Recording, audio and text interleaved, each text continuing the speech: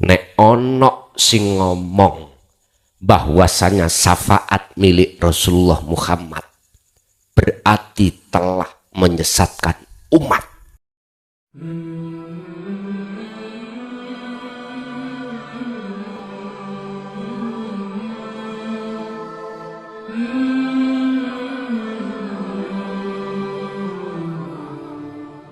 Assalamualaikum warahmatullahi wabarakatuh.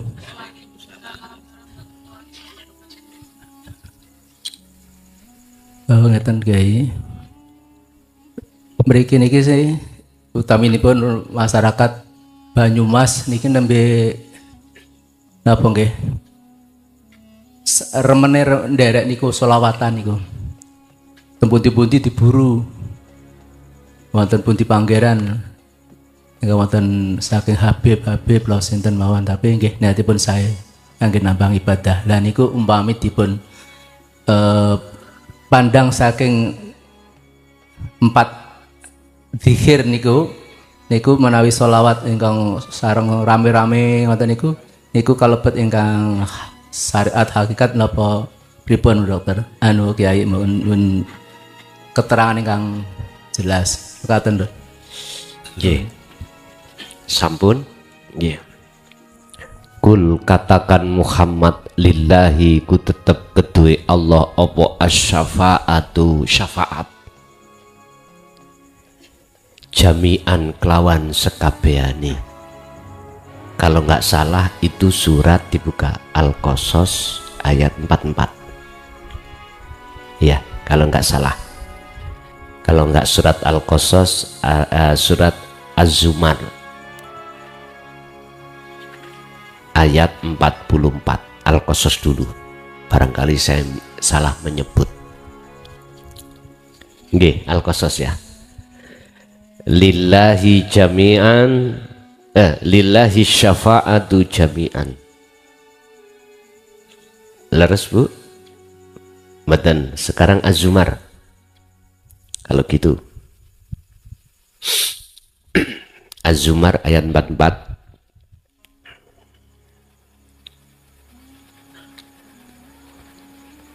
Anak Google. Berarti Az-Zumar nih. Az-Zumar ayat 44. Wong moco solawat iku roto mayoritas pingin oleh syafaat. Tak lurus nih. Dan kita didoktrin dan didogma syafaat itu milik Kanjeng nggih mboten. Mari kita buka jawaban di Quran surat Az-Zumar ayat 44. Milik siapa itu? Lillahi ku tetep kedue Allah. Kul katakan Muhammad, ini justru Rasulullah yang disuruh mengata. Sampai luweh percaya perkataane Rasulullah apa Habib? Rasulullah. Terserah jenengan. Iki mohon maaf, di luar sedang bersiteru ya tentang duriyah yang ngaku-ngaku Habib. Lah ngoten ya. Habib itu Pak, kalau menurut Quran itu surat Ali Imran 31 itu gak harus duriyah.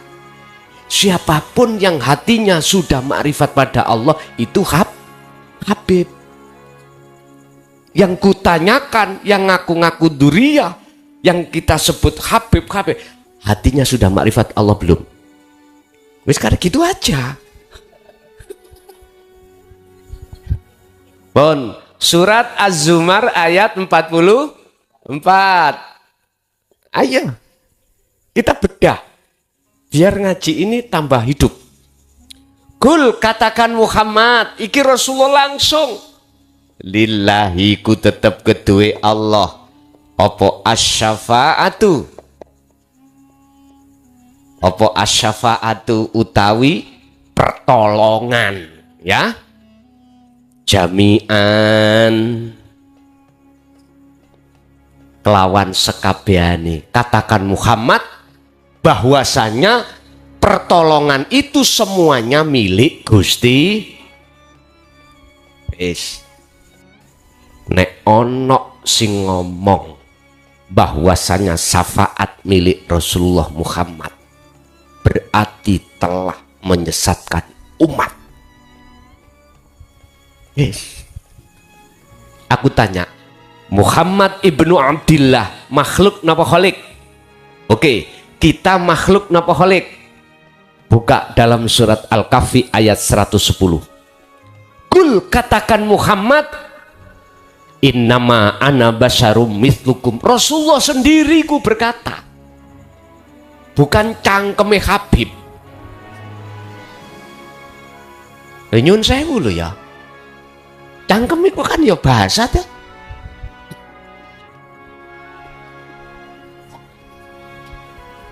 Ojo tersinggung. Beda bahasa nggak apa-apa. Ah, ini kalau di Indonesia air, ya dah. Di Amerika water. Di Arab mak.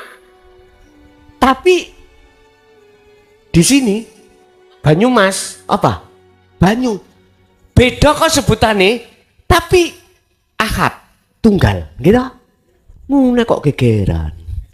Gara-gara jeneng, jangan.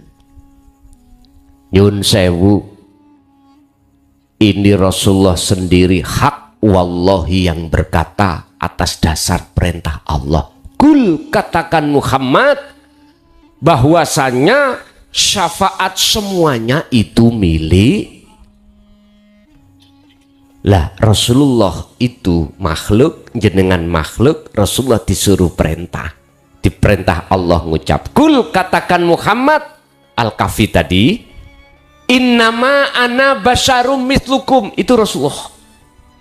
Hei umatku, aku iki podo ambek awakmu, podo menungso sama manusianya. Artinya apa? Balghomantek di situ mengandung pengertian apa kalimat itu? Itulah Rasulullah melarang Anda sebagai kita, sebagai umatnya, untuk menyembah beliau. Lah kok ono Habib sing njaluk disembah, sikile njaluk di ambung, mbok nean. Allah ya Karim. Makanya mohon maaf, kita pribumi selama ini berabad-abad dibodohi orang ngerti. Estu Pak, ngapunten nih Kang Kada. Ini pandangan dari, bukan pandangan syariat, pandangan hakikat. Mohon maaf, kita nggak ikut-ikut sana. Saya cuma menegaskan aja, aku mau ikut campur urusan geger-gegeran boten. Masalahnya saya sendiri sudah pernah gitu itu sampai mlebu penjara 3 tahun. Nggih. Saya ngaji bab masalah niki, Pak. Tidak hanya saya diusir dari kampung saya mulai tahun 2000. Estu. Bahkan 2010 saya masuk penjara. Lakoni. Saya nggak mau berhenti. Intinya saya disuruh berhenti. Tapi saya tidak mau berhenti. Saya berhenti kalau sudah pensiun alias game over. Jari arek-arek game over. Sebab kita manusia kullu nafsin dha'iqatul bakal bongko ae apa. Bon.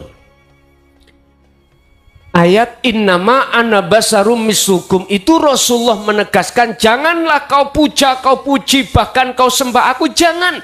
Tapi sembahlah apa, siapa yang ku sembah, itu Rasulullah. Nyun sewu, jenengan salaman ngambung ilu, hati-hati.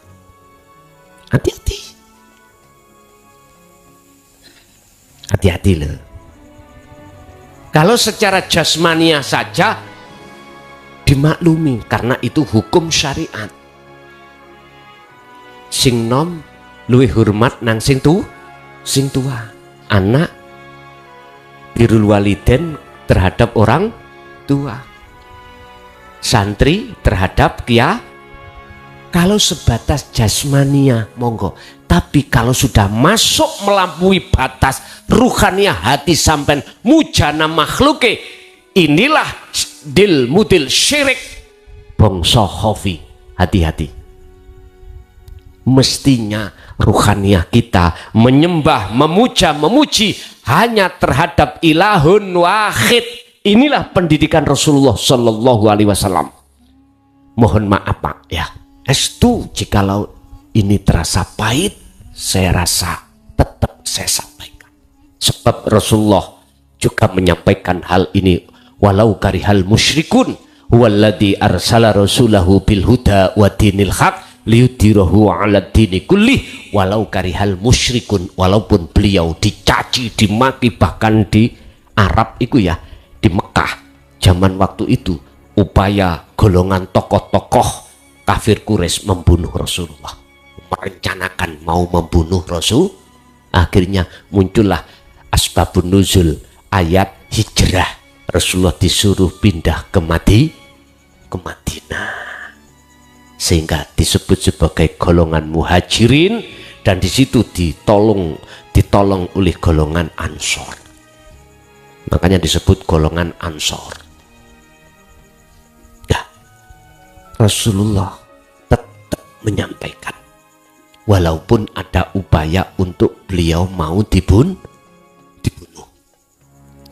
Itu Rasulullah. Saya cuman di penjara, unyil, kecil, ya. Wes tahu. Ternyata indah Gusti Allah itu Pak. Saya dimasukkan penjara, ternyata saya tetap dakwah di dalam penjara terhadap narapidana, dan narapidana bermasalah. Itu akhirnya ketika mengamalkan ilmu amal istiqomah ini untuk mendekat pada Allah, hatinya tambah damai. Itu pun waktu saya di penjara di Mojokerto, mau ada upaya konangan Pak. Tahu konangan? Ketahuan saya menyampaikan hal itu, saya dilayar, dipindah ke Madiun. Kalau bahasa LP itu dipindah, itu namanya dilayar. Apa nek atau mlebu LP yo gak ngerti bahasa layar. Dilayar, dipindah. Tapi pada saat itu oleh karena teman-teman yang ada di LP gak terima, jikalau Gus dilayar, tolong semua dilayar. Ya gak mungkin dah ya. Lah entek laan LP nih. Akhirnya ada perjanjian saya khusus dengan lapas, boleh ada di sini atau tidak dipindah dengan catatan tidak boleh ngaji. Ya sudah. Akhirnya pertimbangan mengambil maslahahnya, saya tidak ngaji secara terang-terangan, tapi ngaji secara sembunyi. Waktu masak, waktu bersih-bersih ngaji, waktu cuci-cuci ngaji. Mboten secara terang-terangan seperti sebelumnya. Jadi Pak, mohon maaf, kita khususnya itu baca sholawat umumnya biar mendapatkan syafaat dari Kanjeng, karena kita beriman syafaat itu milik hanya Kanjeng Nabi, yang lainnya, Rasul yang lainnya nggak ada, nggak bisa mensyafaati umatnya. Ini selama ini yang kita imani, nggih mboten. Akhirnya berpondong-pondonglah kita kemana bersolawat. Saya tidak melarang orang bersolawat, ndak. Sebab ayatnya sudah ada, innallaha wa malaikatahu yusholluna 'alan nabi ya ayyuhalladzina amanu shollu alaihi wasallimu. Silahkan dengan catatan Anda harus tahu syafaat itu milik Allah. Bahasa sederhana gini loh Pak, Allah mengizini terhadap beliau Rasulullah Muhammad ibnu Abdillah membawa syafaatnya Allah yang diberikan terhadap kita sebagai umat yang menganut ajarane Kanjeng. Kalau ini benar, Pak, berarti status Rasulullah itu seperti air tadi, seakan-akan bisa menghilangkan rasa haus, tapi sejatine asine yang menghilangkan itu Allah subhanahu. Inilah golongan orang yang mesti mendapatkan syafaat baik di dunia ini maupun di akhirat besok. Tak pasteake yaiku wong, itulah orang-orang yang sudah punya iman hanya kepada Allah pun. Titik.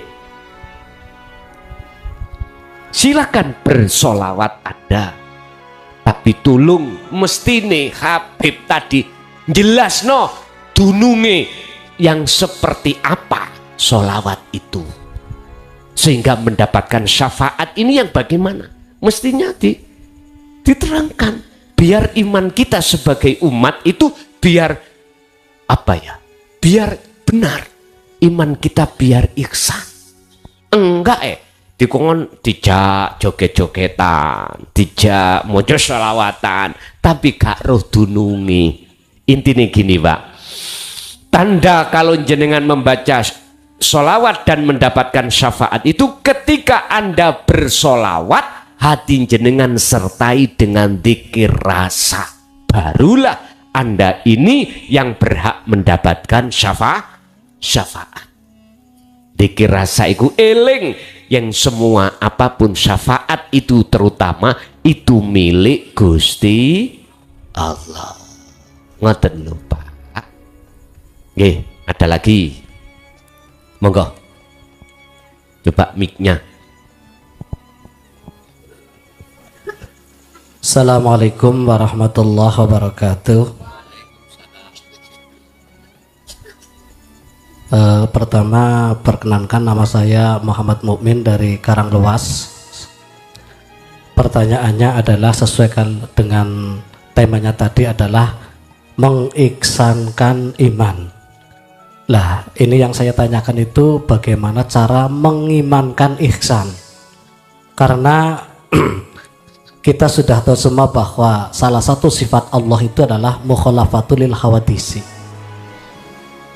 Itu yang pertama. Kemudian yang kedua terkait dengan zikir, itu kan ada 4 tahapan, mulai dari zikir jahar, zikir sir, sirul asrar, dan fan'u dzikri. Pertanyaannya adalah apa itu zikir sirul asrar dan sejauh mana kita mengamalkannya atau sudah mengamalkannya. Dan yang terakhir, untuk mempertajam pertanyaan Bapak tadi, bahwa sudah lumrah ketika ada orang berpidato, baik itu orang awam maupun para ulama kiai, itu mengatakan begini: salawat serta salam mugi tetap kautur kaunjuk dumateng jan kita Nabi Agung Muhammad sallallahu alaihi wasallam ingkang kita sedaya punika tansah ngajeng-ajeng berkah sosa pangetipun wiwit donya ngantos dumugi wonten ing akhirat. Lah niku dos pundi hukumipun? Matur nuwun. Assalamualaikum warahmatullahi wabarakatuh. Waalaikumsalam warahmatullahi wabarakatuh. Pertama, bagaimana kita mengimankan ihsan ini? Mungkin bisa dilihat di dalam hadis fastaqomu ada itu. Kalau di dalam Al-Qur'an napa hujanan iki? Nggih. Nah, nyene dikongkon ngumpul. Ada batu, Pak ya. Batu itu atos, keras. Terus di atas batu itu ada air yang menetes. Secara akal, mohon maaf, sulit air menetes ini akan membolongi, apa ya, membolongi, melobangi batu yang amat keras. Lah ngaten nggih. Hati kita keras, Pak. Karena hubud dunya hati kita. Susah untuk bisa mencapai tingkatan makrifat. Oke, logis. Tapi jikalau air yang menetes itu tidak berhenti, terus menerus, maka aku yakin batu sekeras apapun akan menjadi lubang. Coba nanti dipraktekkan di rumah sebagai tamsil atau contoh atau sebagai angan-angan kita, tafakur kita pada Allah. Sama. Bagaimana ihsan kita betul-betul hakul yakin. Tidak hanya nurul yakin, hakul yakin. Jalan satu-satunya adalah zikron kathiron. Bahkan dalam surat Al-Insan Allah jawab, wadhkur isma rabbika bukrata wa asila wa minal laili fasjud lahu fasabbihu lailan tawilan. Pagi sampai sore Muhammad, bahkan malam yang panjang, tetaplah kau itu menyebut nama Allah. Artinya cara hati jenengan diperintahkan untuk selalu ingat pada Allah. Betul memang ayat ini mukhotobnya terhadap Ka Muhammad, tapi aslinya juga terhadap kita sebagai umat. Sebab wahyu per wahyu itu memang diturunkan terhadap Kanjeng Nabi, tapi untuk kita. Ada Pak, sebab orang yang beriman itulah untuk Kanjeng Nabi aja. Mohon maaf, malam ini saya klarifikasi, walaupun mukhottobnya itu kembali kepada mufrad terhadap Kanjeng Nabi Muhammad, itu aslinya juga terhadap kita. Beliau mekengkeng itu karena memakai mufrad, mukhottobnya itu. Akhirnya dia bersikukuh, oh itu untuk Kanjeng Nabi aja. Kita kan umat banyak. Iya, kalau itu ayatnya kum, baru untuk kita. Mohon maaf Pak, estu mohon maaf.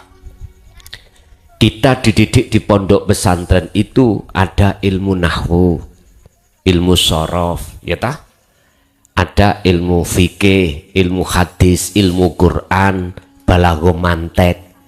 Tolong di masa jenengan ini, kasih wonten masa lo ya, belajarlah anak-anak kita yang masih di ibtidak, sanawi, aliyah, tolong raihlah ilmu itu. Nanti sebagai muqabbalah ketika saat jenengan musawirin, artinya masuk di dalam pengajaran dinut tauhid, nanti akan paham dan lengkap pemahaman jenengan. Makanya kita yang punya anak, mohon maaf, jangan pernah dalam hati kita, biayanya berapa yo, terus habis berapa yo mondok, jangan. Estu. Apalagi di zaman yang seperti ini Pak, zaman yang serba nyun sewu, anak laki-laki SMP SMA nyun sewu loh ya. Ada anak SMP SMA hamil ya toh, karena memang lingkungan kita sebagai orang tua, mohon maaf, tidak sepenuhnya 24 jam mengawasi mendidik anak karena kita repot mencari nafkah gitu. Jalan satu-satunya untuk menyelamatkan masa depan anak kita, masukkan pondok pesantren. Pun, niki solusinya pun.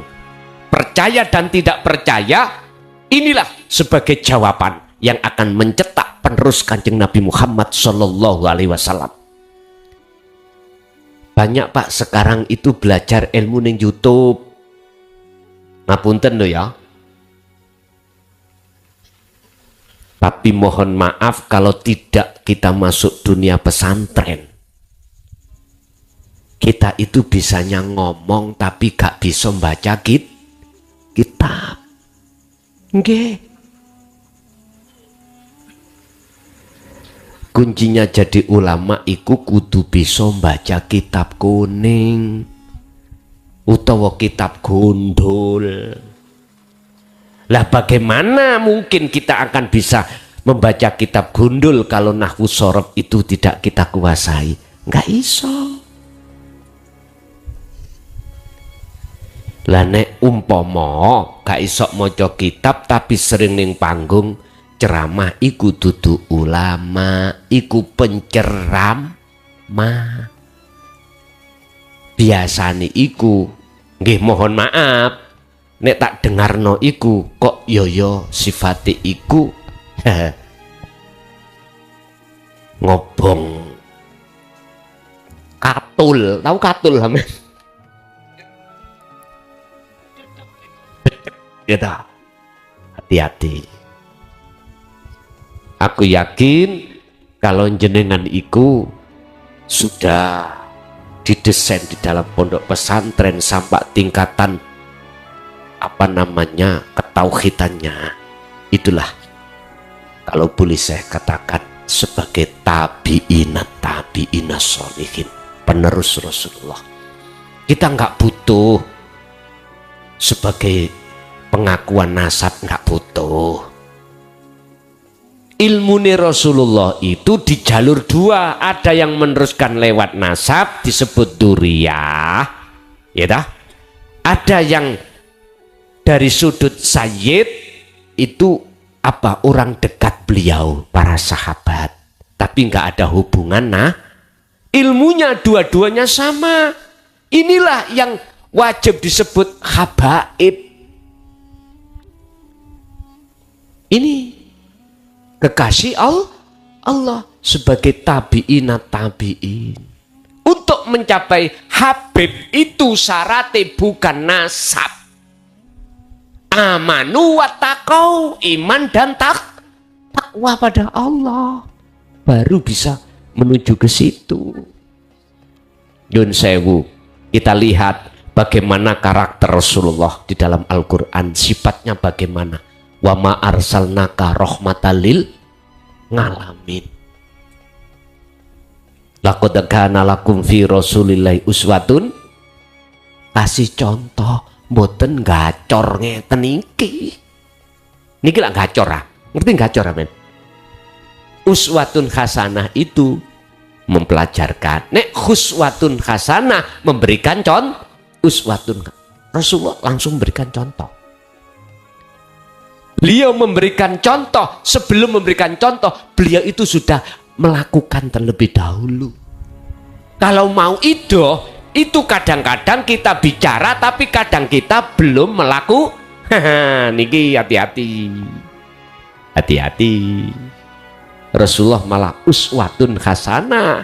Kalau kita melihat di Al-Quran, di samping dia menjadi rahmat segenap makhluk, segenap alam, artinya menjadikan kedamaian. Al-Amin bisa disebut sebagai yang dipercaya. Sifatnya kan ada 4. Sidik, fatonah, tablek, amanah. Sekarang gini, yang ngaku-ngaku duriyah, ada nggak rahmatan lil alamin? Ayo. Malah menjadi rawat. Pribumi antara pribumi akan tawur. Inilah akan terjadi kedua kali perang Palegrek. Mungkin sejarah jenengan sekolah biyen dulu ada kan perang Palegrek antara saudara pribumi dengan pribumi. Pribumi yang menganut kiai-kiai desa, pribumi yang menganut yang terus habaib. Nanti dilihat apakah terjadi dan kapan ini terjadi. Kemarin sudah mendeklarasikan akan di nyun sewu ya, terapi tegangan. Hati-hati. Hati-hati. Mohon maaf, kita mengantisipasi ke sana. Bagaimana pribumi tidak bisa diadu domba. Tak buka surat Az-Zumar ayat 40, tak luruskan. Saya tidak benci dengan orang yang membaca sholawat, ngajak sholat. Enggak. Saya luruskan. Sebab orang yang membaca sholawat itu endingnya, tujuannya supaya dapat syafaat dari kanjeng. Dan kita beriman yang memiliki syafaat itu hanya kanjeng Nabi. Ternyata bukan itu. Itu milik Allah yang dilewatkan kanjeng Nabi untuk kita. Berarti syaratnya kita membaca sholawat, wajib imannya syafaat itu datangnya dari Allah. Bapak Ibu, kembali kepada pertanyaan pertama tadi. Untuk mengimankan ihsan, jenengan fastaqomu, teruskan oleh berzikir. Zikir yang mengingat Allah. Sebab Allah sudah menyatakan ala bidzikrillahi tatmainnul qulub. Ingatlah, hanya mengingat kepada Allah, jiwamu akan damai. Ini. Yang kedua, bagaimana kita itu di dalam zikir itu bertahap, sampai di mana tahapannya sirul asraf. Saya melihat di sini, mungkin bisa dibuka di dalam kitab hikam. Di dalam sirul asror, ya, yang muncul dari la ilaha illa anta. Sirul asror itu apa? Sir itu rahasia, asror beberapa rahasia. Ini nanti jawabannya ada di surat surat An-Nur ayat 35. Nurun ala nurin yahdillahu linurihi mayyasha. Ini menyangkut masalah nur makrifat, bukan nurullah, tapi nur makrifat.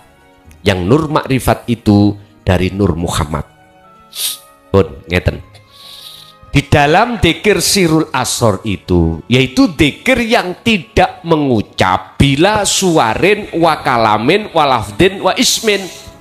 Wis gak nyebut nama, ya tidak berucap. Tapi pertama adalah su'aul basyirah.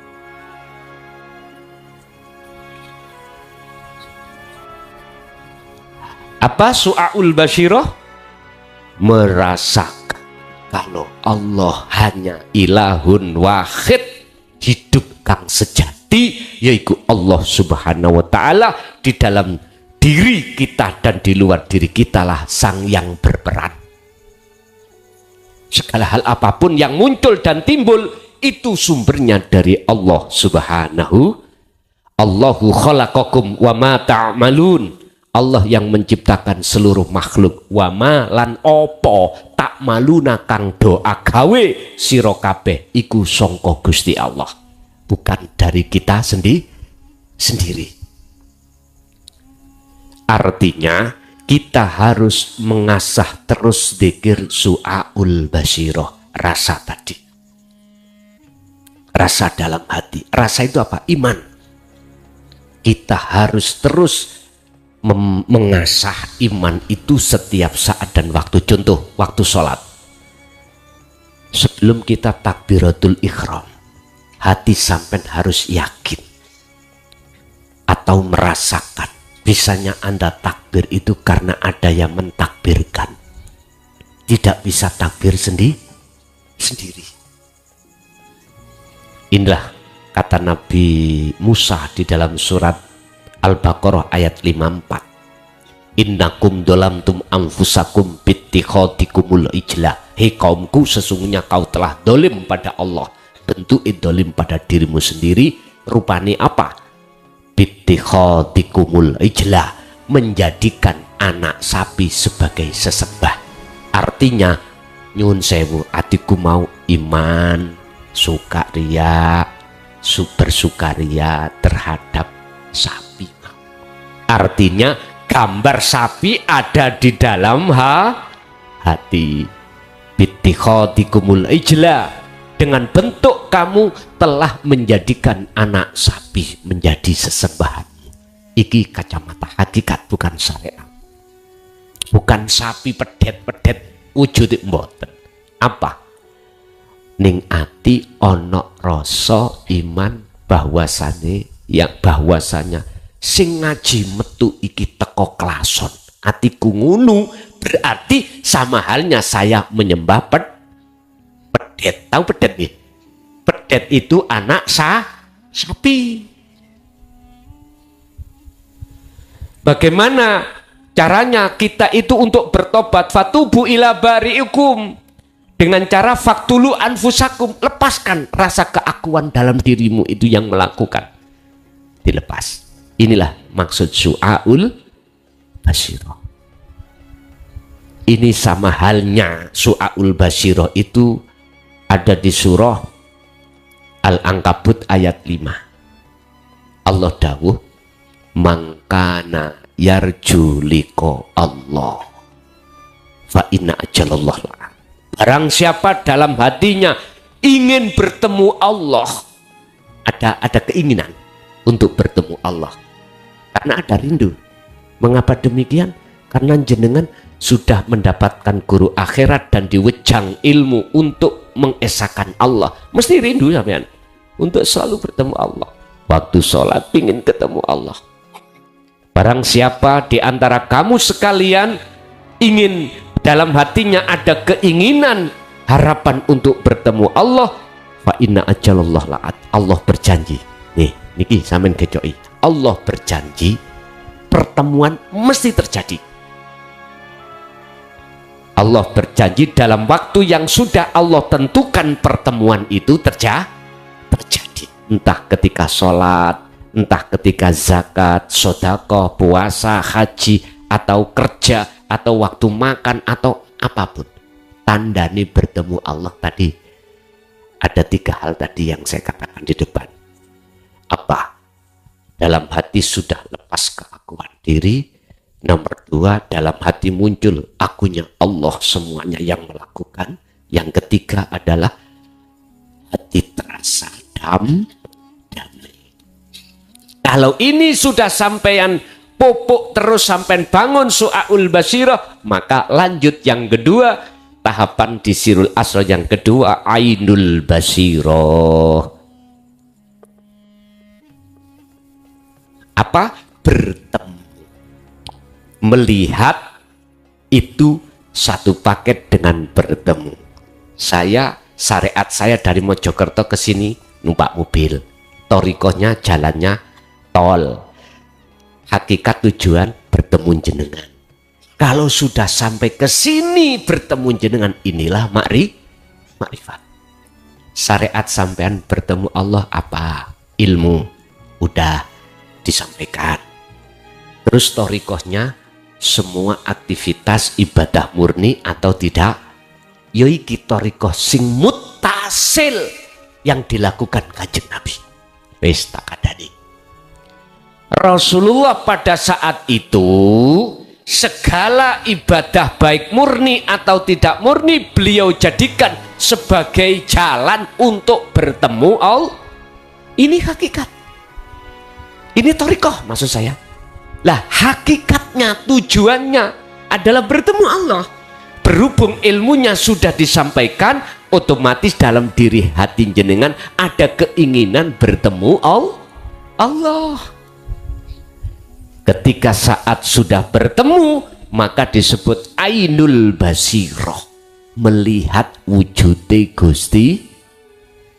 Terus pertanyaan nih, bertemu atau melihat wujudnya Allah itu apakah sirroh? Hamba iki mang yang melihat wujudnya Allah? Bukan. Bingung iki ngajin itu untuk kuno bingung iki. Syekh Ibnu Athaillah kalau mendefinisikan bertemu Allah iku ngene. La ibsarun wa mubsarun wa basarun. Yang melihat tadi, yang menghadap disebut makhluk. Lah kan nggih? Oke, ruh. Yang dilihat adalah Allah. Yang dihadap adalah Allah.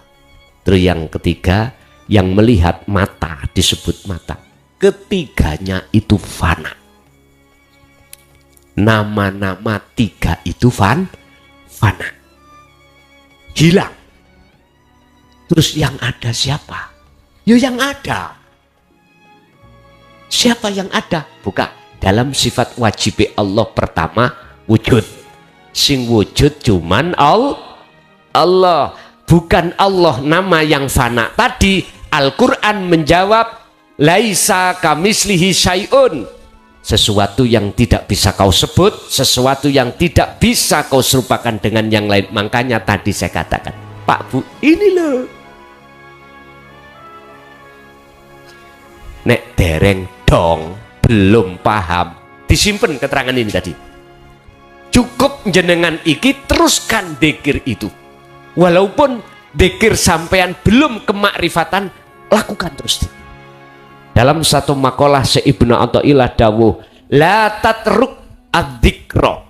Tolong dzikir itu jangan tinggalkan. Walaupun li adami hudurika ma'allahi ta'ala bihi, walaupun dzikirmu belum bisa khudur ainul basyirah ketemu Allah, dzikir su'aul basyirah itu tetap harus jenengan lakukan. Dzikir rasa itu.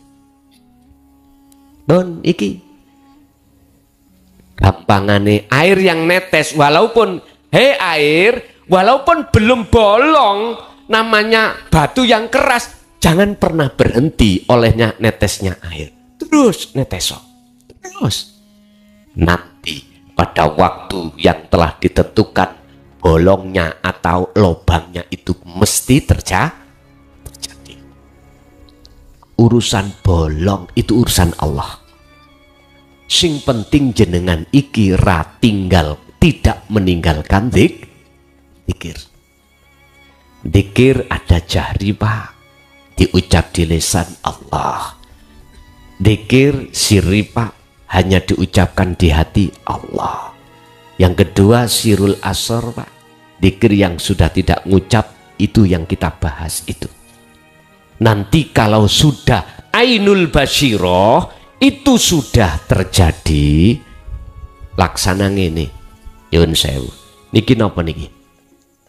Penghapus nih, umpama penghapus kula tutupi, wujudnya nyata mboten? Sampeyan tak kasih tahu, Bapak Ibu, subhanalladzi asra bi 'abdihi lailan, zat yang maha suci hidup, yang memperjalankan jenengan itu ada di dalam dan di luar jenengan. Wujudnya Allah itu, sampeyan beriman. Sama dengan Bu, di dalam kubeluk itu ada penghapus. Jenengan sudah iman. Oh iya. Oke. Sampai jangan berhenti di sini. Jenengan harus fal ya'mal amalan sholihan, harus ada tindakan bagaimana caranya kabar yang saya terima dan saya yakin itu menjadi hakul yakin. Tadi nurul yakin, nur cahaya yakin, keyakinan, sampai sudah ada keimanan. Aku percaya semua itu Allah. Tapi aku belum ketemu Allah, belum nyoto Allah bagi saya. Karena sebab ada tutup. Bukan Allah itu bisa ditutupi loh Pak ya. Yang ditutupi kita yang tertutup. Itu harus dihilangkan. Nah, lewat su'aul basyirah. Terus dibangun dzikir rasa itu sampai kapanpun. Kalau itu sudah dengan lakukan terus menerus, maka ainul basyirah, bertemu. Detik-detik dikatakan bertemu itu pada saat waktu detik hilangnya tutup ini. Allahu waliyul ladina amanu yukhrijuhum minadz zulumati ila nur. Al-Baqarah 257. Nyotone Allah di dalam diri jenengan itu bersamaan hilangnya kegel. Nah iki mang, ini ki gelap wis. Gak nyoto penghapuse iku gelap. Tatkala cahaya makrifat itu dinyalakan dalam hati jenengan, maka saat itu juga kegelapan terhadap Allah akan dihilangkan. Kalau sudah gini, hakul basyirah yang terakhir. Yang saya ubah menyatakan. Artinya iman sampai tadi penghapus, Bisakah diganti? Bu, Bapak, ini onde-onde. Percaya? Tidak percaya. Artinya sampai sudah hakul yakin menyatakan dalam diri jenengan iki keakuan diri hamba itu sudah enggak ada. Tinggal innani anallah la ilaha illa ana fa'budni wa aqimis shalah li dzikri. Toha ayat 14. Sesungguhnya aku itu adalah Allah. Hidup dalam diri jenengan itu loh dawuh, bukan Anda. Kita itu sudah nggak ada, lihat. Mengatakan yo aku iki Allah, ora ono pangeran sing wajib kok sembah kejaba yo aku. Fa'budni, sembahlah aku. Wa aqimis shalah, dan tegakkan salat lidzikri, semata-mata untuk mengingat aku, lo aku. La ilaha illallah sudah lewat, la ilaha illahua sudah lewat, anta sudah lewat, ana tinggal aku. Inilah makrifat akhiri fana'ud dzikri. Fana'ud dzikri berarti sudah kefanaan ingat iku jenengan wis tidak. Jadi wis gak ngaku-ngaku kalau aku sing eling. Kalau aku yang dzikir, aku yang membaca sholawat, aku yang sholat, aku yang zakat, aku yang puasa, aku yang haji, sudah lepas semuanya. Aku makhluk sudah ganti semuanya. Akunya ilahun wahid. Itulah yang berperan hanyalah Allah. Inilah tahapan-tahapan dzikir yang terjadi pada diri seorang kekasih Allah. Wis jenengan nek ingin jadi kekasih Allah, monggo sampean lakukan seperti ini. Yang ketiga pertanyaannya lupa. Apa tadi yang ketiga? Mohon izin ngapunten. Mempertajam pertanyaan Bapak tadi itu tentang ketika ada khutbah atau penceramah itu melakukan fatwa. Oh, ngeten. Nggih. Syafate, nggih. Pun niki saya akan memakai kacamata 2. Ada min dan kacamata plus. Kacamata syariat dan kacamata hakikat. Kalau kacamata syariat itu masih memandang makhluk. Jadi kalimat itu bernuansa syariat. Tapi hati sampean maksudnya Kanjeng Nabi Muhammad itu hidup yang menguasai beliau. Sangat dipahami ya? Sama dengan gini Pak. Secara logika, kalau saya tidak meminum air ini, rasa haus tidak hilang. Lesan syariat saya berkata, hilangnya rasa rasa haus itu sebab saya minum air syariat. Tapi maksudnya air dalam hatiku adalah wujudi Allah. Innallaha bikulli syai'in muhit. Sesungguhnya Allah itu meliputi atas segala hal sesuatu. Lah, ini akan bisa tembus ke wujudnya Allah di dalam setiap makhluk itu manakala kita sudah melakukan tahapan dzikir ini. Secara syariat kacamata nggak apa-apa, tapi ini akan bermasalah manakala hati kita itu juga mengimani dari makhluk. Sakit dipaham nggih? Dan ini tidak akan bahaya membaca sholawat atau syafaat mengharap dari Kanjeng Nabi apabila itu hanya di lisan, tapi hati panjenengan maksudnya Muhammad itu Allahnya yang menguasai Muhammad. Makanya syahadat kedua, wa asyhadu anna Muhammadar Rasul, dan sesungguhnya Muhammad itu utusan Allah. Muhammad jenengan makhluk. Rasulullah bisanya berdiri rukuk sujud atas dasar perintahe Gusti. Berarti jenengan bisanya berdiri karena didirikan bisa rukuk dirukukkan, bisa ngaji dingajikan. Itulah status maksud Rasulullah utusane Allah. Sampai nek diutus makan yo ora iso makan sendiri, ngaji yo gak iso, nggak bisa ngaji sendiri. Ikulah hakikatnya. Nyun sewu, ad-dunya mataul ghurur. Bagi siapa dunia itu sifatnya adalah menipu? Bagi siapa? Dan bagi siapa dunia itu tidak menipu?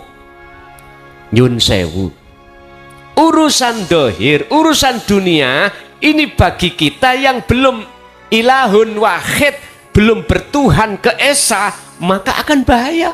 Justru akan menutupi penghalang hati kita pada Allah.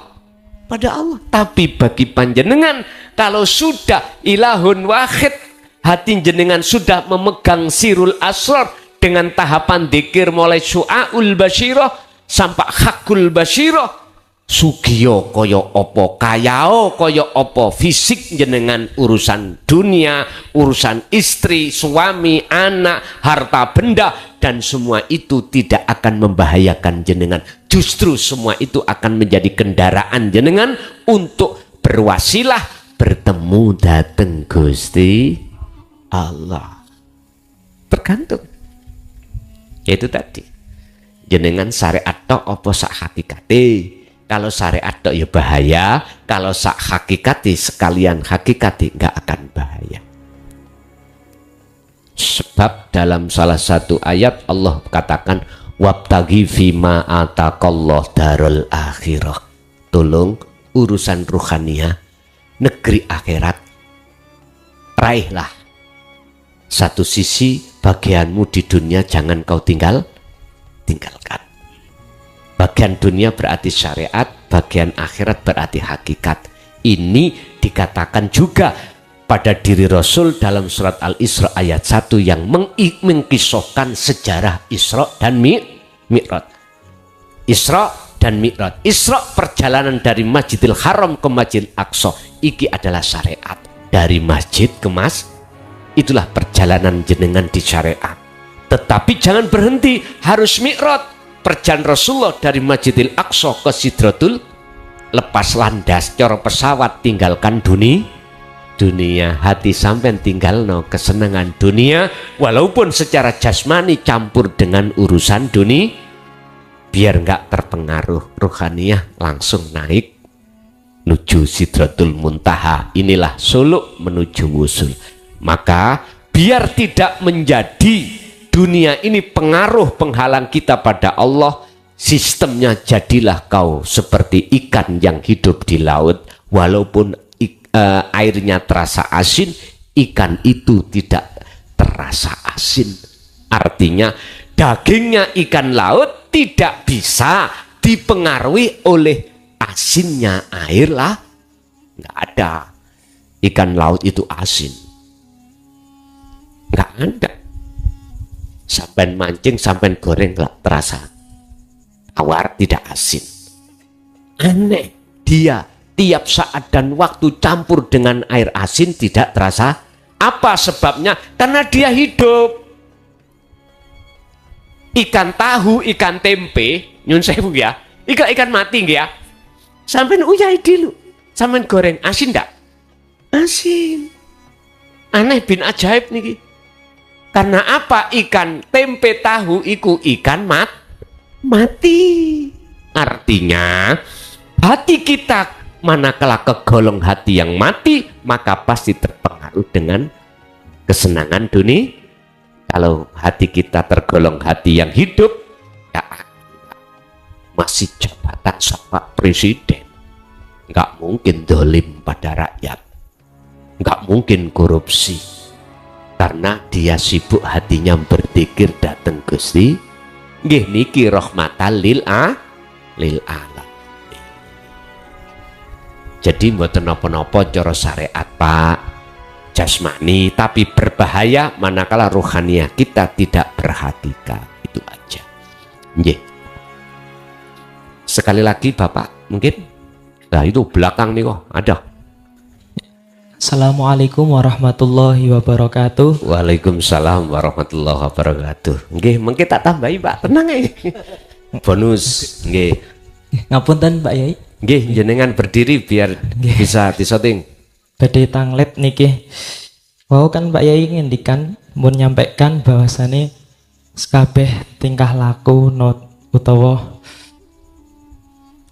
perbuatan kita itu saking Gusti Allah, saking kersane Gusti Allah. Lah berarti misal kita berbuat keburukan atau kejelekan, entah itu nyolong terus mendem terus nopo mawon sing tersesat niku termasuk kan saking Gusti Allah. Niku pripun Mbak Yai? Nggih. Niku mawon pun. Nggih. Nggih.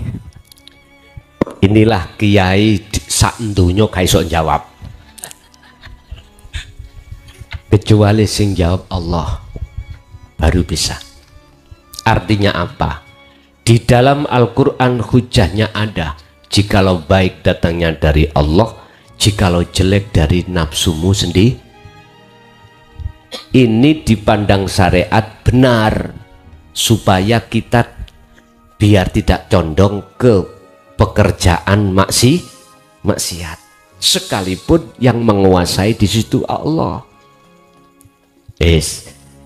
Kalau kita itu memandang dari syariat, bingung Pak. Ya syariat nggak berani mengatakan iku songko Gusti Allah. Mesti mengatakan nafsu karena memang beliau punya dasar hujah Al-Quran. Terus kalau kita tarik dari kacamata hakikat berarti ada penguasa dua. Allah dengan nafsu dalam diri kita. Lah ngoten nggih. Padahal hakikat itu memandangnya itu ilahun wahid, ketunggalan. Terus biar gak bingung bagaimana kalau maksiat itu datangnya dari Allah. Ya apa iku biar kula saged nrimo. Lah ngoten nggih. Saged memahami. Pun nyun sewu. Bahasa maksiat, bahasa taat itu kan muncul dari syariat. Baik dan jelek. Nyun sewu. Terus siapa yang berkuasa sesungguhnya di dalamnya itu? Tergantung. Kita mandangnya dari mana? Kalau mandang hakikat, hakikat mandang ahad loh Pak ya. Keesaan Allah. Nggak boleh kita mengatakan penguasa dua. Nggak boleh. Walillahil masyriq wal maghrib. Walillahilan iku tetep kedue Allah.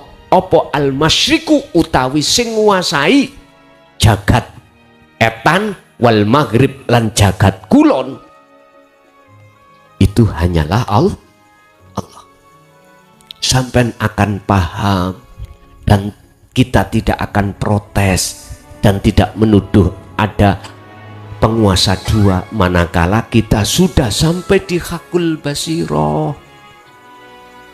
Kalau belum masih bingung Pak kita. Estu masih bingung. Ingat, di dalam tubuh kita ada segumpal daging. Tatkala itu bagus, maka baguslah semuanya. Jikala itu fasad, rusak, maka rusaklah semua. Apakah itu? Hadis Rasulullah sahih, itulah hati. Terus dinukil oleh Imam Ghazali di dalam kitab Ihya Ulumuddin juz 2, insya Allah kalau nggak salah. Bukan hati maksudnya seperti hati ayam, bukan. Al-qalbu ay ar-ruh, maksudnya ruh.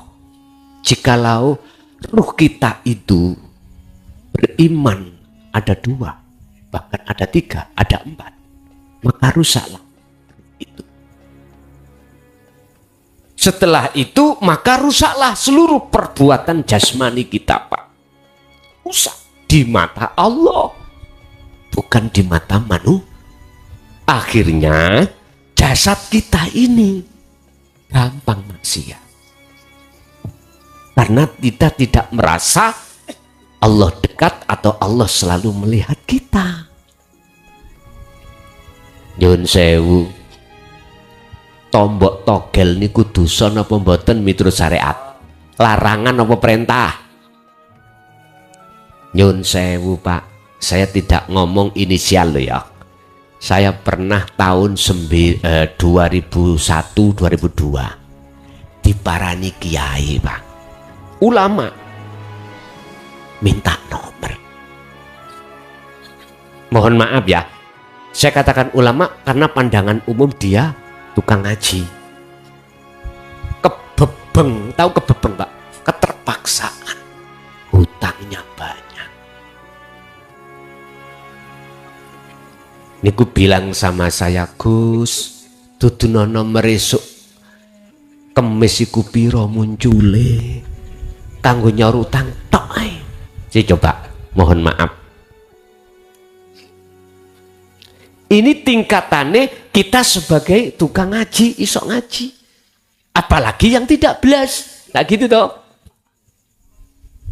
Artinya siapapun kita, apapun status kita, kalau belum sampai dzikir sirul asror, su'aul basyiroh, bahkan hakul basyiroh, mesti terbuai Pak, kita itu hati kita. Dengan gebiarin dunia terbuai.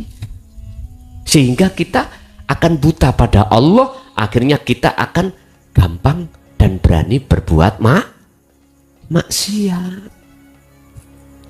Husnul a'mali nata'iju husnil akhwal mingkol bin zalihidin.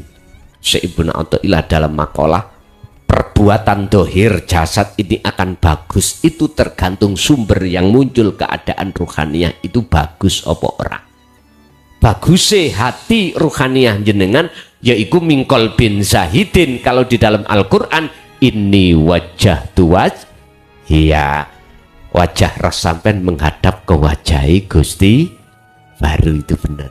Nek wis seperti ini Allah terasa dekat dan Allah terasa selalu melihat kita. Gak akan Pak kita itu gampang berbuat maksiat. Bapak Ibu, terus bagaimana kita meyakini kalau maksiat itu datangnya dari Allah? Ngeten, jangan dilihat makhluke. Nek sampean lihat makhluke mesti muncul kata-kata maksiat, mesti muncul kata taat dan maksiat. Coba sampean lihat dari sisi ilahun wahid yang berkuasa, siapa? Lah kalau sampean sudah melihat itu, barulah kalimat maksiat dan taat itu fana. Sehingga manakala ditarik ke syariat lagi, sebab apa Allah menguasai si A berbuat maksiat, si B berbuat taat, sebab apa? Lah asbabun nuzul akan masuk niki seret sampean tahu jawabannya. Oh, mek satu jawabane. Yang taat sami'na wa atokna, yang maksiat sami'na wa asaina. Jawabannya di dalam surat Al-Baqarah ayat ndek-ndekan. Innalladzina kafaru sawaun 'alaihim a'anzartahum am lam tundirhum layu. Mereka yang maksiat itu karena dituturi atau tidak dinasehati atau tidak, tetap hatinya layu minun, tidak percaya. Lah maksiat niki sing kula maksud maksiate ati. Maksiate ada dua, maksiate jasad dan maksiate roh. Khusus yang kubahas tadi adalah maksiate roh. Apa maksiate roh? Musyrik, menyekutukan Allah dengan yang lain. Nek maksiate jasad iki ditata ning hukum syariat. Wis ngerti iku bojone wong.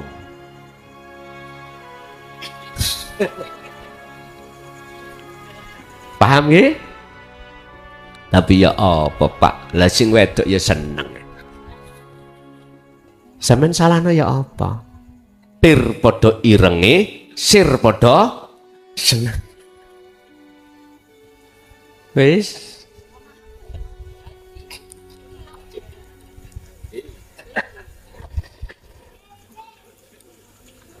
Padahal wong wedok iku akeh sing gak duwe bojo. Iku wae ditulung, sing rondo ditulung.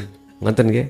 Artinya ditulung itu ya nek nulung ya saanake, Pak. Nulung mboke tok ya sih. Nulung saanake karena dia nggak punya suami, suaminya meninggal. Jenengan seneng mboke yo harus seneng saanake. Ojo mboke tok sakno yati gitu. Iku nek jenengan direstui garwa jenengan. Nek gak direstui yo ojo polah. Jangan cari perkara. Ibu, seorang ibu tugasnya adalah melahirkan. Ngerti nggih? Adakah seorang bapak melahirkan? Gak ada. Sampai hadis kan muncul, ya toh? Ibu, kaulah wanita yang derajatmu dibanding ayah, kau mengandung lagi. Terus kayak ngoten. Udah kodrat sampean Bu niku gitu. Kodrat ya harus diterima. Nyun sewu mbok kula niki sampai umur swidak isih meteng. Estu mbok kula niki dulur sing nomor 10. Saking seringnya diliwati bayi. Nyun sewu. Mbok dulu itu kalau melahirkan digawe watuk niku ceblok. Mbok. Nggih, umur 60 itu masih hamil. Nggih, saudara saya sekandung itu 12, Pak. 12. Kula tiru sekarang. Anak saya sekarang 7 separuh. 7 anak saya sekarang 7.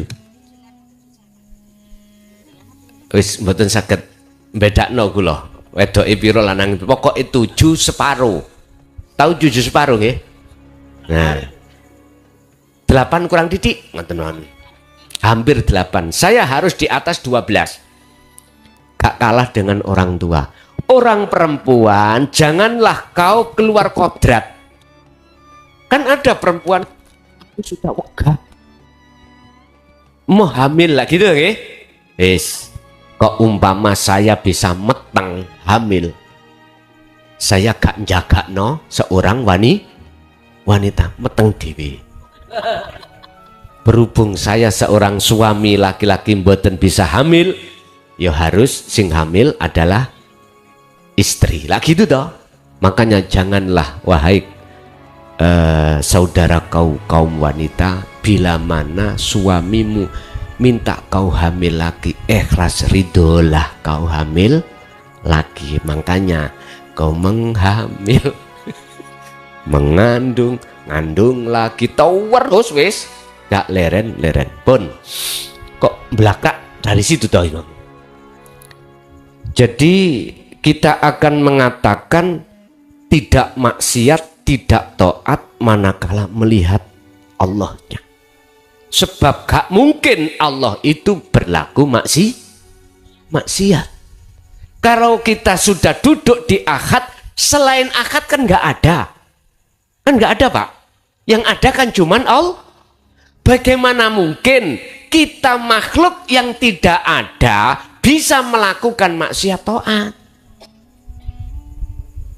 Makanya saya katakan bertemu Allah itu bagaimana mungkin kita yang sebagai makhluk yang sifatnya tidak wujud bisa melihat yang wujud. Mungkin boten? Boten mungkin. Jadi yang bisa melihat yang wujud sendiri Berarti yang melihat Allah itu Allah sendiri. Setelah dalam dirimu kefanaan keakuan dirimu sebagai makhluk. Wengung memangnya kalau sudah di situ, Pak. Tapi kalau sampai terus menerus gelem dikir seperti itu, Allah sendiri yang akan membimbing diri jenengan, dan jenengan tidak akan pernah bingung manakala nanti kalau sudah di hakul basiro. Nggih. Bapak tadi bonus niki bonus. Assalamualaikum warahmatullahi wabarakatuh. Waalaikumsalam warahmatullahi wabarakatuh. Kenalan Gus, kula Ji. saking Pemalang. Pemalang. Nama Tarsono. Oh, tebe. Nggih. Ade tanglet niku dikir sirur asror niku napa wonten bacaan khusus napa namung cekap rasa atau diingat. Terus tunggal. Lan ping kaliyan niku niki secara syariat ingkang sering kedadosan teng lingkungan kula niku pidiahan niku Napa bidian? pidiahan niku Apa? pidiah Oh, Bidiah. bayar nggih denda itu, denda bidiah, yang kafarot. sepuputan lambai sholat Nggih, nggih. terus diganti kali was Oh, nggih, nggih, nggih, nggih.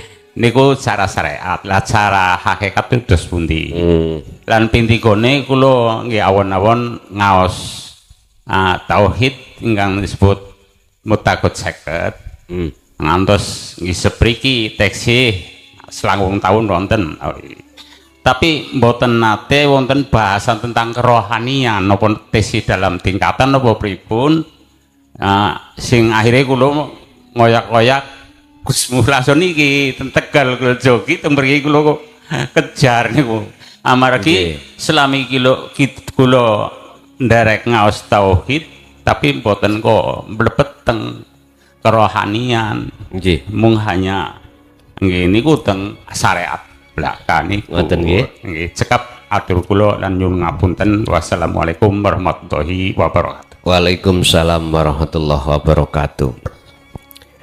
Dikir sirur asro iki proses sih, Pak. Muncul dari kalimat tauhid di dalam surah Al-Anbiya ayat 87. La ilaha illa anta subhanaka inni kuntu minadz zalimin. Tolong iki sampean buka di dalam tafsir mutasyabihah itu di dalam Al-Qur'anul Qadim. Nek Al-Qur'anul Karim berarti bacaannya. Tafsirane Al-Qur'anul Qadim. Tapi kalau sampean lihat dari tafsir muhakamah, apakah Ibnu Katsir, apakah tafsir Jalalain, tafsir Munir, tidak ketemu tentang sirrul asrar. Mboten saged ketemu. Ketemunya itu nanti ada di dalam Al-Qur'anul Qadim.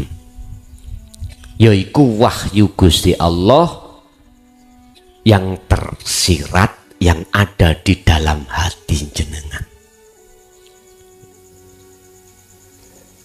Iku nanti akan terbuka manakala jenengan sudah sampai di hakul basiroh. Itu muncul sirul asrar. Lah fungsine bacaane cukup praktek dirasa. Kalau bacaannya ya la ilaha illa anta subhanaka inni kuntu minadz. Kalau jenengan mau cotok lesan ini, hati tidak berjalan rasa, jenengan akan mendapatkan karomah. Jenengan akan muter-muter di makom mukasyafah, tidak bisa ke musyahadah bertemu Allah, nggak iso, mboten bisa. Itu tidak jauh berbeda ketika jenengan dzikir jahar kali siri. Jenengan masuk thariqah manapun muktabaroh katanya, ketika jenengan suluk puluhan tahun, pengen tahu saya sudah usul. Mohon maaf loh ya, karena saya juga korban, Pak. Jujur saya korban. Saya pelaku puluhan tahun. Jujur, saya masuk di dalam thariqah salah satu di antara thariqah yang muktabaroh. Aku nggak usah nyebut ya. Saya diaturi dzikir sirri, mohon maaf pada saat itu tahun 74, Pak. Berapa? Satu hari satu malam 20 20.000. Kalau sekarang berapa? 5.000. 20.000 Pak.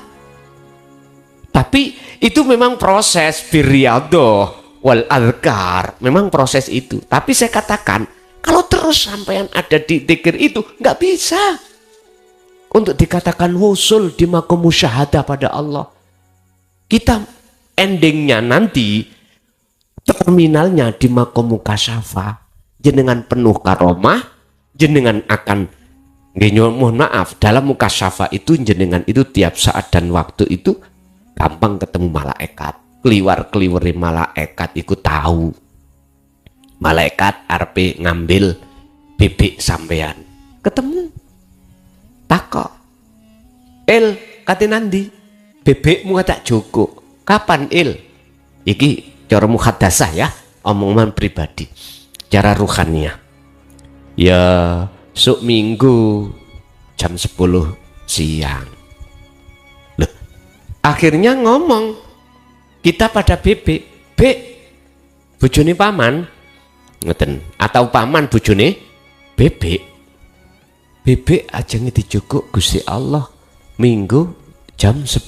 Eblas saya tahu eblas ngomong apa sih kamu, padahal bebek masih seger-segere gitu, masih sehat.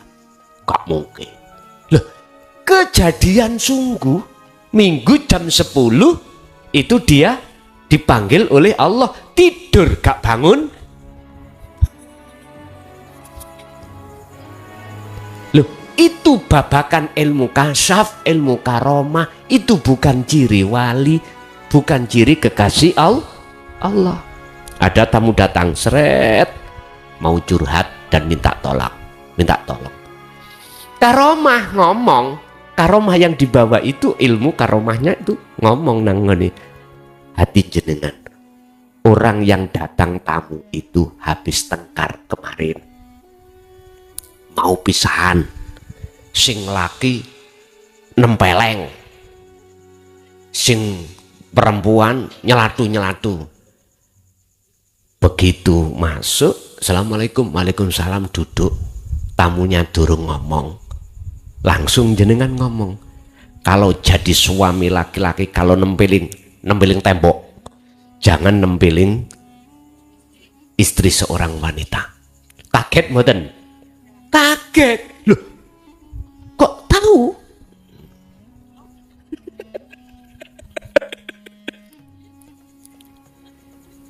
Ibu jenengan walaupun punya mulut dua, yo jangan mewir-mewir. Orang laki-laki jangan dicelatu-celatu. Kaget nggih? Kaget. Umume umat manusia pada umumnya mesti nuduh jenengan iku wali.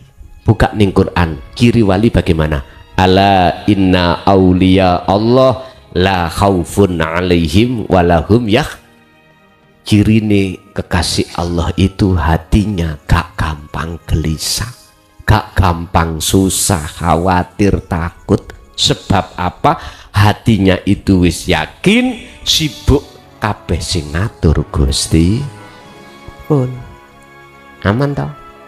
Boten cirine sing kaya ndak. Makanya masyarakat harus tahu. Jangan didik-didik orang yang sudah tahu perkara yang akan terjadi. Oh itu wali, karomah, kewalian. Bukan. Tapi juga ada kekasih Allah itu dibonusi Allah karomah. Tapi karomah itu bukan tanda kewalian seseorang terhadap Gusti.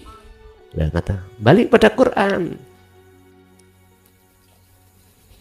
Jadi boten nenten lafate Pak, prakteke dirasa, dan dirasa itulah yang akan membangun hati sampean yakfur bitaghut, bisa meninggalkan selain Allah, wa yu'min billah, maka bisa bertemu Allah.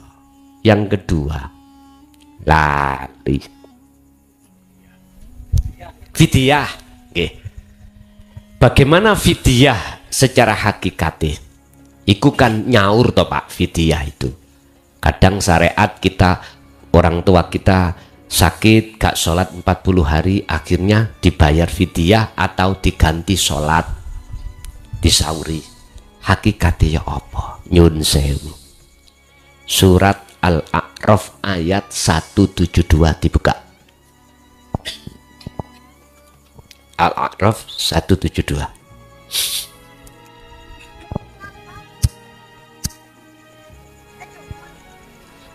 Wis tah pawenan nek ngaji ono kitab ini nggih. Sampun Bu, ketemu? Dereng. Paketane lemot. Alastu birabbikum qalu bala syahidna. Ruhaniyah sampean kali kula waktu di zaman ajali. Sebelum dunia didadekake. Iku sudah punya teken janji pada Allah. Sholat iku wajib toh? Wajib. Hafidu ala sholawah wa sholatil wusta wa kumulillahi qanitin. Perjanjian. Muhammad 5 waktu, nggih 5 waktu. Di situ Allah katakan, betulkah heruh al-arwah, aku Tuhanmu. Tetapkah kau bercinta, menyembah, memuja, memuji hanya padaku? Jenengan jawab teng mriku qalu bala syahidna. Qalu mongko padha jawab sapa arwah, bala injih syahidna, bersaksi, melihat, bercinta, menyembah, memuja, memuji sapa ingsun dateng jenengan. Oke, langsung dicatat, disestempel. Wa nafakhtu, kemudian lalu ditiupkanlah roh itu terhadap jasad. Disitulah Bapak Ibu nikmatul ijad sudah Allah laksanakan. Nikmat di mana penciptaan jenengan kali kula sebagai makhluk. Lalu Allah juga menyiapkan nikmatul imdad, kelangsungan kehidupan, kebutuhan jasmani dan rohani. Jasmani kita waktu di kandungan, vitamin dilewatkan ibu. Lah ngoten nggih. Bapak yang kerja, ibu ya yang hamil, yang mama kasih makan bayi di dalam kandungan.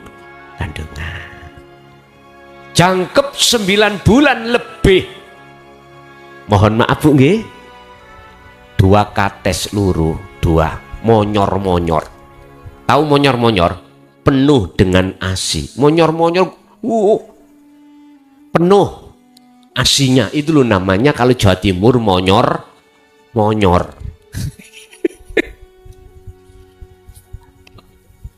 Entah kalau di sini apa namanya?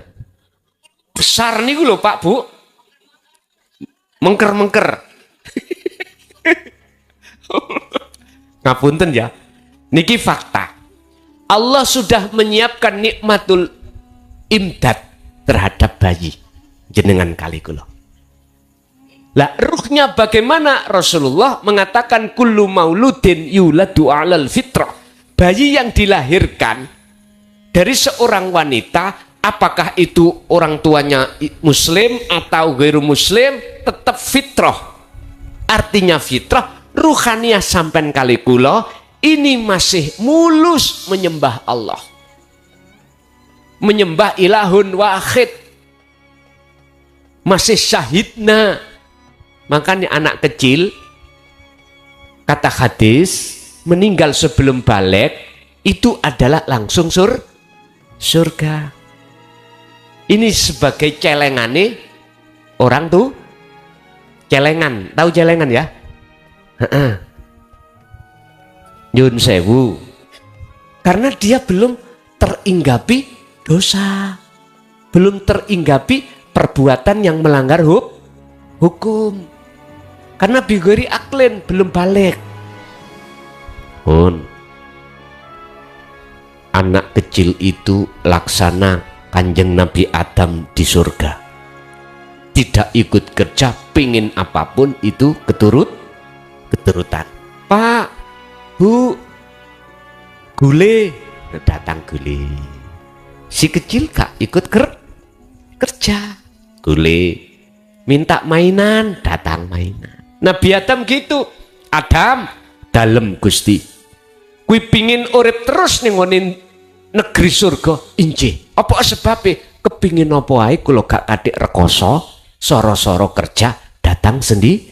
Oh ya, tapi satu yang harus kau pegang perjanjian apa? Wala taqrabah hadhihi syajarah, jangan kau dekati pohon itu, karena pohon itu berbuah khuldi. Jikalau kau mendekat mesti kepingin, jikalau kau kepingin mesti ingin mendapatkan, kalau sudah mendapatkan mesti kau makan. Siap ngoten. Syahidna, nggih Gusti, jenengan nggih ngoten, nggih Gusti, kula nyembah jenengan. Tapi ketika akil balik datang, laki atau perempuan, akil balik, sing laki cari gendaan, cari pacar, sing istri memeti, langan ini. Makanya jangan heran ada anak SMA, anak SMP hamil, karena dia sudah balik. Artinya kita semua Pak, kalau sudah masuk dalam balik, akil balik, nafsu itu masuk, jeret, nyodorkan buah khuldi. Ketika Nabi Adam mendekat, enak be, kok anget. Terus wis kedemok, piye rasane? Lah ngoten nggih. Diteruskan. Akhirnya apa? Itu kan sebabnya kan kena daya tipu iblis. Sama jenengan daya tipu nafsu, yaitu kesenangan dunia. Itulah buah khuldi hakikatnya. Akhirnya diusirlah Nabi Adam dari surga ke dunia. Kita Pak, akhirnya kita nikah, kita punya anak, kita kerja sore. Tadi enak-enak jadi anak kecil, lah lapo jadi anak kok jadi anak kecil terus gitu. Enak terus. Udah, ini proses kita. Siapapun kita prosesnya seperti ini. Bahkan nenek moyang kita Nabiullah Adam juga begitu. Yang penting dawuh Gusti Allah yang terakhir, kembalilah pada Allah dalam keadaan fitrah. Adam dalam enakan ning donya, soro Gusti pingin balik nang negeri asalmu. Injih, fatalaqqa Adamu min rabbi kalimatin fataba alai. Ono syarat Adam napa? Trimon kalimat iki. Pundi yang dimaksud kalimat la ilaha illa anta subhanaka inni kuntu minadz. Baru kalau sudah diterima, diamalkan, bisa la ilaha illa ana. Nabi Adam menerima kalimat ajaran nih Kanjeng Nabi bagi kita di jalur dinu tauhid. Inilah maksudnya kalimat atau wahyu. Wis dilakukan baru bisa. Jadi kembali kita, sebelum kita kembali dalam kematian secara syariat, itulah sak bejo-bejone wong sing paling bejo, yaiku ya wong kuwi tatkala ning donya dheweke sudah bertemu Gusti Allah.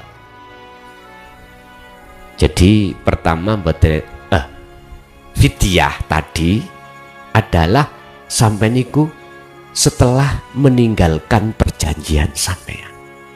Berapa tahun? Kita sampean hitung dewi, mulai akil balik iki lho. Terus bagaimana caranya kita menyaur dari fidyah yang kita tinggalkan? Sampai buka di dalam surat Ali Imran ayat 31 tadi. Wa yaghfir lakum dzunubakum, itu akan diampuni Allah manakala jenengan ini, kata Rasul, fattabi'uni, ikuti aku, ajaraku di dinu tauhid. Fal ya'mal amalan sholihan, lalu lakukan. Jadi kita jangan ngikuti syariat tok Pak. tapi juga harus mengikuti hakikate yang pernah dilakukan oleh kanjeng Nabi. Umume umat Islam iku ngikuti nglakoni syariatnya saja, tapi hakikate rohaniah kita no, tidak. Inilah sebetulnya yang dikatakan meninggalkan kewajiban, meninggalkan perjanjian kita pada Allah. Udah, niku tok mau selesai. Oh ya, ya, aku 8 second gitu, pun. Ini saya kaji setiap tahun, tepatnya di bulan Ramadan. Siapapun umat, dari manapun penjuru datangnya umat, Ramadan itu saya bahas akoid seket iki, atau sifat wajib Allah dan wajib manusia atau Rasul, saya bahas komplit di bulan Ramadan. Boleh mengikuti langsung di pondok, boleh lewat live. Memang Pak, kebanyakan itu hanya disampaikan secara syar'i. Padahal mulai dari sifat wajib Allah 20, mohal 20, di situ kan ada sifat nafsiyah, sifat salbiyah, ma'ani dan maknawiyah, ya toh? Semua komplit itu mestinya pendidikan rohaniah. Entah beliau-beliau tidak menyampaikan, itu saya juga tidak tahu alasannya. Yang jelas kalau sudah kita membahas wujud, itu pembahasan rohaniah, bukan jasmaniah. Walaupun di dalam sifat ma'ani 7 itu kudrat, iradat, ilmu, khayat, sama, basar, kalam, itu nang rohaniah. Makanya ini saya bahas hanya ada di bulan Ramadan setiap tahun. Kalau tahun depan itu saya masih diizini Allah untuk membahas, saya bahas. Jikalau saya belum digamkan, dipensiunkan, pasti akan kami bahas. Sampai bisa mengikuti langsung ke pondok. Di sana sampai hanya berangkat orang tok dengan pakaian udah gratis, dahare gratis, tileme pun jenengan tinggal ngurungokke ngaji udah, terus melakukan kholwat. Terus bagaimana kita yang ngaji sudah di dalam sifat-sifat wajib Allah, terus belum dibahas tentang kerohaniahnya, ya jenengan harus bertanya kepada si ngeji, Pak. Tanya, jenengan harus tanya.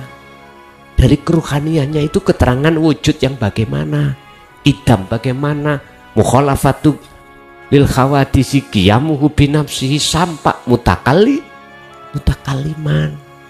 sifat mukhali Allah, sifat jaisi Allah, sifat wajibi Rasul, mukhali Rasul, jaisi Rasul, akhirnya lengkap 50. Niku saya bahas setiap tahun itu cuman di bulan Ramadan. Inilah modal pertama sebagai dasar tauhid. Untuk pengembangannya itu adalah di dalam ilmu tasawuf lainnya. Mukobalahnya terserah, kitab hikam boleh, jami usul aulia monggo, banyak kitab-kitab yang berversi tasawuf, Fatkur Robani ada, sakerso jenengan. Wonten malih niku cukup. Pun Bapak Ibu ada yang tanya Ibu? Oh sudah. Oh diwakili Bapak Maaf ini Pak, mau tanya. Ini bonusi loro lah. Nggih. Seperti ini yang ditanyakan tadi. Nggih. Ini butuh jawaban. Nggih. Karena di kampung-kampung itu banyak orang-orang yang nggak sholat kok mau dipijai. Itu bagaimana jawabnya, boleh enggak? Sudah. Nggak sholat kok difidyai gitu. Yes. Kalau bahasa syariat tentang fidyah, apapun ilmu syariat itu khilaf. Beda madhab, beda pandangan.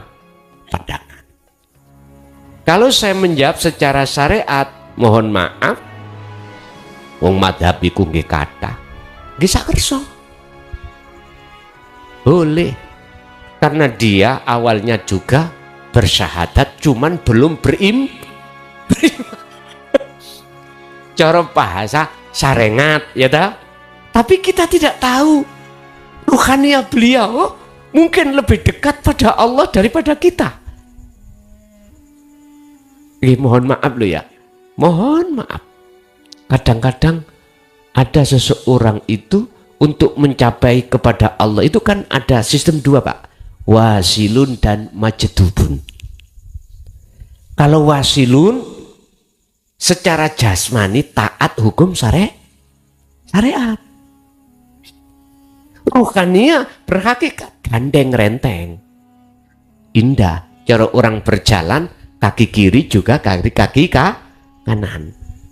Kalau majdubun boten syariate saenake dhewe. Tapi ruhaniyahnya itu selalu berdik. Orangnya disebut jadab, gendeng. Lah kita kan tidak tahu. Dari pandangan lahir kita, dia tidak pernah tapi KTP-nya Terus sebagai ahli waris kita sebagai anak, apakah boleh memfidyahkan pada orang tua padahal orang tua nggak pernah Boleh, pandangan syariat. Boleh, silakan. Terus bagaimana secara hakikat? Apalagi sing penting iku syarate awalatun solihun yada'ulah. Kirim donga, ibadah sing diterima itu ibadah sing bersumber dari hati yang jahidin, hati yang makrifat dateng Gusti. Buka surat Al-Maidah ayat 27. Allah katakan, Al-Maidah 27 potongan. Ini mengkisahkan Habil dan Qabil ibadahnya. Innama yataqabbalullahu minal muttaqin. Sesungguhnya ibadah apapun yang diterima Allah adalah ibadah yang bersumber dari hati yang takwa, bukan nasab, durya, bukan. Hati yang bertakwa. Apa sih takwa? Ilmu, amal, istiqomah. Ilmu tentang ke Allah sudah, untuk mengesahkan Allah sudah, amal praktek dzikir jenengan kholwat istiqomah terus menerus. Inilah Pak, sampeyan sikapi sendiri. Nggih, cukup nggih? Pun benjing nggih kula nggih wonten acara melih. Nggih, besok waktune ngaji kian. Pun Bapak Ibu hadirin, apa yang telah Allah berikan pada kesempatan malam hari ini, mudah-mudahan betul-betul estu menjadikan ilmu yang bermanfaat, barokah terhadap kita, keluarga, anak putu kita ila yaumil qiyamah. Lahumul Fatihah.